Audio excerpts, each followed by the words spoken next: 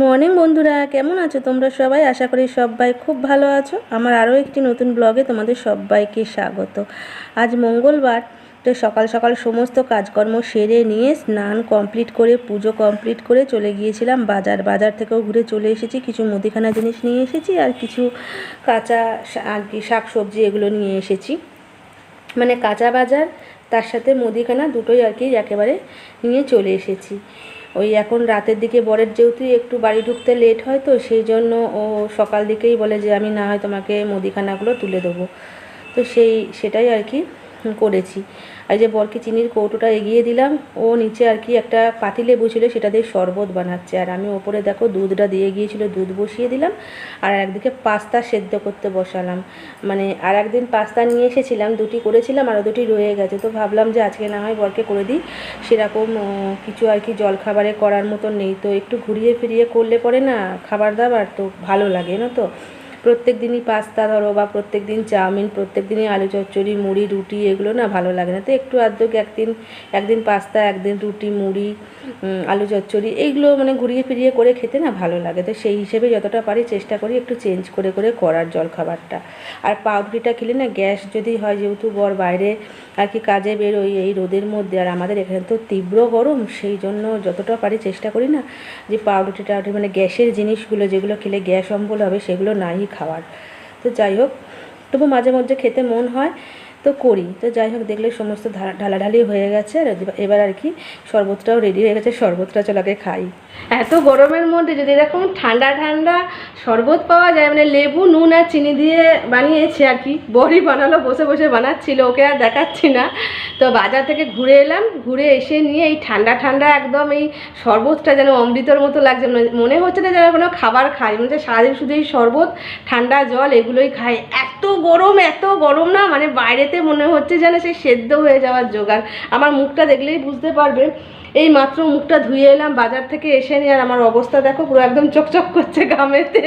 মানে জামা কাপড় পুরো একদম যেন মনে হচ্ছে সবসময় ভিজে আছে, জানো না, মনে হচ্ছে ভেজা জামা কাপড় পরলে যেরকম পরিস্থিতি হয় ওই রকম নেংড়ালে জল বেরোবে। মানে এত গরম আমাদের এদিকে। তোমাদের ওদিকে কীরকম গরম আছে, যে যেখান থেকে দেখছো আমার ভিডিওটা অবশ্যই আমাকে কমেন্টে জানিও তো। তো যাই হোক, এই ঠান্ডা ঠান্ডা শরবতটাকে খেয়ে নিই, ভীষণ ভালো লাগছে জানো তো।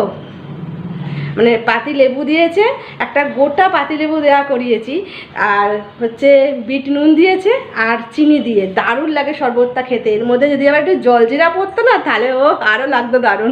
তো যেহেতু জলজিরা নেই তো কী আর করবো, নুন লেবু আর চিনি দিয়েই বেশ ভালো লাগে খেতে, দারুণ। তার সাথে ফ্রিজের ঠান্ডা জল দিয়েছি, মানে ঠান্ডা গরম জল মিশিয়ে, খুব ঠান্ডা জল দিইনি কারণ ঠান্ডা লেগে যাবে। তো আবার এই গরমে যত ঠান্ডা জল খাওয়া হবে তত গলা ব্যথা শুরু হবে।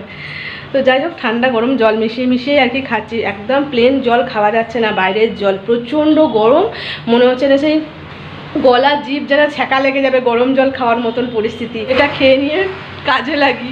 এই যে পাস্তা সেদ্ধ করতে বসালাম, তোমরা তো দেখতেই পেলে, সেদ্ধ প্রায় আমার হয়েও গেছে সেদ্ধ। আর একদিকে দুধ বসিয়েছি জাল দিতে, তো দুধটাও হয়ে গেছে।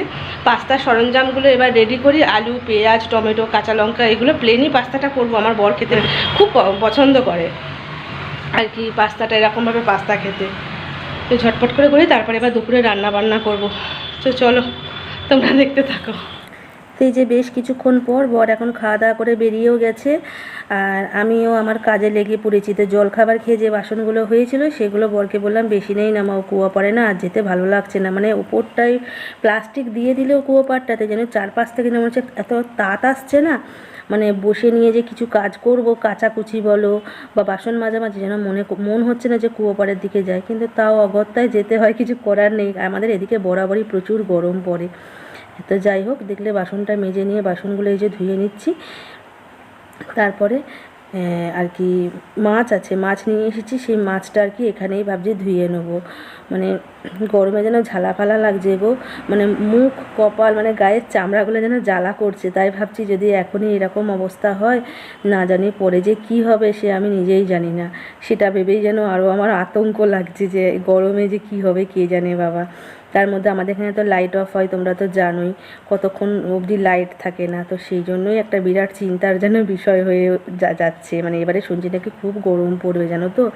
এমনিতে তো আমাদের দিকে বৃষ্টি মানে যখন হয় বৃষ্টি তখন একবারে এক নাগাড়ে হয়ে যাবে, আর যখন হবে না বৃষ্টি চারদিকে যেন কাঠ ফাটিয়ে দেবে যেন না, এরকম একটা পরিস্থিতি হয়। তো এই যে বাসনপত্রগুলো ধুয়ে ধায়ে রেখে দিলাম, এখনও আর কি সবজিপাতি কিছু কাটাকাটি হয়নি, এগুলো রেডি করে নিয়ে তারপরে সব কিছু আর কি রেডি করবো। তো এই যে মাছটা ধোয়াধুয়ি করে নিই, মাছ ধোয়াধুয়ি করতে করতে ওদিকে আমি আগে ভাত বসিয়ে নিয়ে এসে তারপরে আর কি কাজগুলো করছিলাম। তো ভাতটা আর কি এগুলো করতে করতে ভাতটা অর্ধেক হয়েও যাবে, একটা চাপিয়ে নিয়ে কাজগুলো আর কি রেডি করছি। তো ভাতটা হতে বেশি সময় লাগে, সেই জন্য ভাতটাই আগে চাপিয়ে দিই জানো তো। তো যাই হোক, দেখতেই পেলে মাছ বাছাও কমপ্লিট হয়ে গেছে, ধোয়া বাছা হয়ে গেছে, দিয়ে যেটুকু আর কি আঁশ ছিল সেগুলো একটা প্লাস্টিকে তুলে নিয়ে এই যে বেসিনটা এবার মেজে নিচ্ছি। সকালে একবার বেসিনটা ধোয়া মাজা করে নিয়েছি, কিন্তু এখন যেহেতু মাছ বাছলাম তারপর বাসন ধুলাম না, চারদিকে ছেটাছেটি লাগে, তো সেই জন্য আর কি আর একবার ধুয়ে ধায়ে একটু ভালো করে পরিষ্কার করে নিচ্ছি। নিজের জিনিস যতটা নিজে পরিষ্কার রাখবো ততটাই ভালো জানো তো। মানে এটাই আমি সবসময় চেষ্টা করি, যতটুকু পারি আমি করে নেওয়ার চেষ্টা করি। যেন এদিকটায় কী বলে তো, বেসিনটায় ঝট করে বাসন মাজতে আমি চাই না, কারণ একটু যেহেতু পাশেই খাবার দাবার থাকে তো সেই যদি ছেটাছেটি হয়, সেই জন্য আর কি যতটা পারি আমি বাইরেতেই বাসনটা মাজার চেষ্টা করি। তো এত গরম সেজন্য ভেতরেই আর কি বাসনটা মাজলাম, আজকে কি করব। তো এই যে তারপরে দেখো ভালো করে পরিষ্কার করে মোছামুছি করে নিচ্ছি। তো চলো ঝটপট করে কাজগুলো করে নিই। আজকে ইচ্ছা আছে একটু তাড়াতাড়ি রান্নাবান্না শেষ করবো আর কি, তো সেই জন্য তাড়াহুড়ো করছি। তো এই যে হাতটাতে একটু সাবান দিয়ে হাতটা একটু ধোয়াধুয়ি করে নিলাম, এবার আর কি সবজিপাতি কাটাকাটি করতে হবে। করে চলো রেডি করি সব কিছু। তো এই যে বন্ধুরা দেখো সব কিছু আর কি সবজিপাতি আমি রেডি করে নিয়েছি। একটু মোটা মোটা দেখি, এখন তো ডাটা মোটা মোটা হয়ে যাচ্ছে, তাই এরকম মোটা মোটা ডাটাই পেয়েছি। তো সেই ডাটা নিয়ে এসেছিলাম, ডাটার ঝাল করব, এটা আদা রসুন পেঁয়াজ দিয়ে একটু হালকা করে ঝালটা করব। আর একটু বড় করে আলু কেটেছি, এটা আমার ওই একটা মাছ দিয়ে ঝোল করব।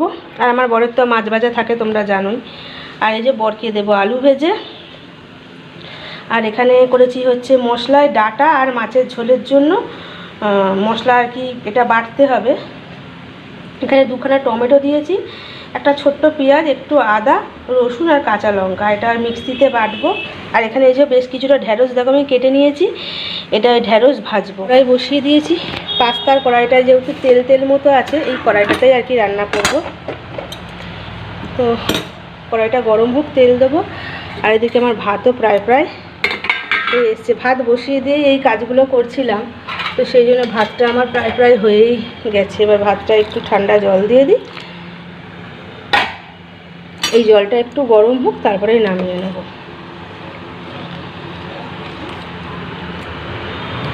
হয়ে গেছে, একটু গরম হয়ে যাক। আর এই যে মাছটাতে নুন হলুদ মাখিয়ে নিয়ে রেখে দিয়েছি। শুধু এই শাকটা রেডি করতে বাকি আছে, যেহেতু বাছাবাছির ব্যাপার তো সেই জন্য একটু সময় লাগবে, তাই একটা রান্না বসিয়ে দিয়ে মানে ভাজতে বসিয়ে দিয়ে, নয় আলু ভাজা বা ঢ্যাঁড়স ভাজা এগুলো ভাজতে বসিয়ে দিয়ে নিয়ে ভাবছি এই শাকটাকে রেডি করবো। একটা কলমি শাকের আটে নিয়ে এসেছি, রসুন দিয়ে ভাজবো আর কি।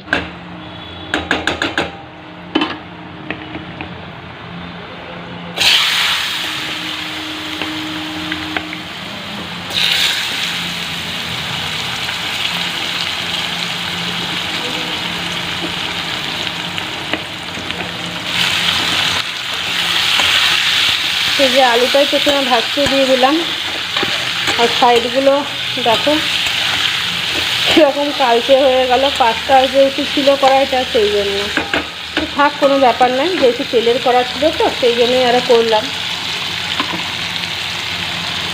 তো অল্প একটু পরিমাণ মতো নুন দিয়ে দিই,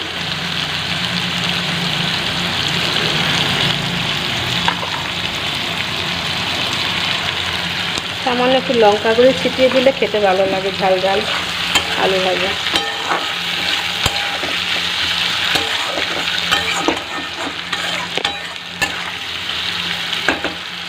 তো থাক, এটা ভাজা হোক। এটাতে একটু নুন আর একটু হলুদ মাখিয়ে রেখে দিই, তাহলে নরম হয়ে থাকবে, তাড়াতাড়ি ভাজা হয়ে যাবে।